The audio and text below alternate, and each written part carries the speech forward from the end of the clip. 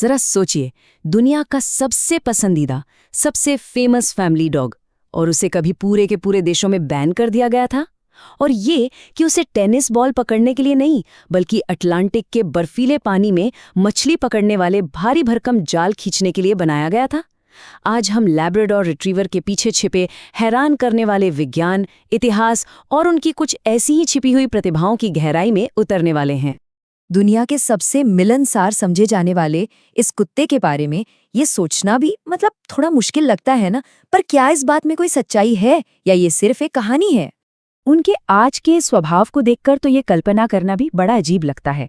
एक तरफ वो एक आरामदायक पारिवारिक साथी है और दूसरी तरफ एक मेहनती समुद्री मजदूर। ये जो विरोधाभास है ना, यही उनकी कहानी को और भी ज्यादा दिलचस्प बनाता है। और आखिर में क्या उनके खाने के प्रति इस जबरदस्त जुनून के पीछे सिर्फ एक आदत है या कोई गहरा वैज्ञानिक राज छिपा हुआ है? चलिए इन सभी सवालों के जवाब ढूंढते हैं। तो चलिए इस कहानी को एकदम शुरू से शुरू करते हैं। और पहला ही फैक्ट शायद चौंकाने वाला हो, क्योंकि ये उनके नाम से ही जुड़ा है। जी हाँ, ये सच है। सुनने में जितना अजीब लगे, लेकिन लैब्राडोर रिट्रीवर की जड़ें लैब्राडोर में नहीं है। उनकी असल शुरुआत कहीं और से हुई, एक ऐसी जगह से जो उनके काम से जुड़ी थी, उनके नाम से नहीं। इस नस्ल के जो पूर्वज थे वो असल में कनाडा के न्यूफाउंडलैंड से आए थे और उन्हें सेंट जॉन वाटर डॉग कहा जाता था।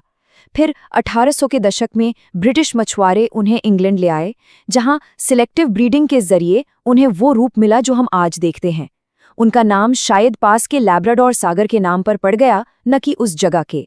अब ये समझते हैं कि वे अपने असली काम के लिए शारीरिक रूप से इतने परफेक्ट कैसे थे। उनका पूरा शरीर मानो समुद्री इंजीनियरिंग का एक जीता जागता नमूना हो। इसमें जो बात सच में कमाल की है वो ये है कि उनके शरीर का हर एक गुण एक मकसद पूरा करता है। उनका जो डबल कोट है वो उन्हें बर्फीले पानी से बचाता है। उनकी ऊद बिलाव जैसी मोटी पूंछ पानी में एक पतवार की तरह काम करती है, जिससे वो आसानी से मुड़ सकते हैं। और उनके झिल्लीदार पंजे वो उन्हें बेहतरीन तैराक बनाते हैं। ये सब कोई इत्तेफाक नहीं है, ये सदियों के विकास का नतीजा है। और ये वाला गुण जिसे सॉफ्ट माउथ कहते हैं, ये तो असाधारण है। इसका मतलब है कि वो अपने जबड़े पर इतना जबरदस्त कंट्रोल रख सकते हैं कि पकड़ी हुई चीज को कोई नुकसान ही ना पहुंचे। इसी वजह से वो शिकारियों के लिए इतने बेहतरीन रिट्रीवर बने और बाद में सर्विस डॉग के तौर पर भी अनमोल साबित हुए। अब हम इस विश्लेषण के सबसे दिलचस्प वैज्ञानिक हिस्से पर आते हैं। ये उनके स्वभाव के बिल्कुल कोर में है। उनकी वो कभी ना खत्म होने वाली भूख, जो असल में उनकी सबसे बड़ी ताकत भी है। देखिए, बहुत से लैब्राडोर्स में POMC नाम का एक जीन होता है, जिसमें एक छोटा सा बदलाव होता है। आसान भाषा में कहें तो ये जीन उनकी भूख कंट्रोल करने वाले सिस्टम पर असर डालता है। इसका नतीजा उन्हें खाना खाने के बाद भी अक्सर ऐसा महसूस होता है कि वे अभी भी भूखे हैं। और यहीं से सारी कहानी जुड़ जाती है। जीन में बदलाव से भूख बढ़ती है, जिससे वे खाने के लिए बहुत ज्यादा मोटिवेटेड रहते हैं, और यही प्रेरणा उन्हें ट्रेनिंग के दौरान कुछ भी सीखने वाला बना देती है। इनाम के तौर पर खाने का लालच उन्हें कुछ भी सिखाने के लिए काफी होता है। और यहाँ एक और चौंकाने वाली बात यह है कि सहायता वाले कामों यानी असिस्टेंस वर्क के लिए पाले गए लैब्राडोर्स में ये जीन म्यूटेशन और भी ज्यादा पाया जाता है। इसका मतलब है कि इंसानों ने अनजाने में ही ऐसे कुत्तों को चुना है जो खाने से प्रेरित होते हैं, क्योंकि उन्हें ट्रेन करना आसान होता है। तो अब तक हमने उनके इतिहास, शारीरिक बनावट और जेनेटिक्स को समझा। अब इन सभी पहलुओं को एक साथ जोड़कर देखते हैं कि आखिर वो आज मॉडर्न सर्विस के कामों में इतने सफल क्यों हैं।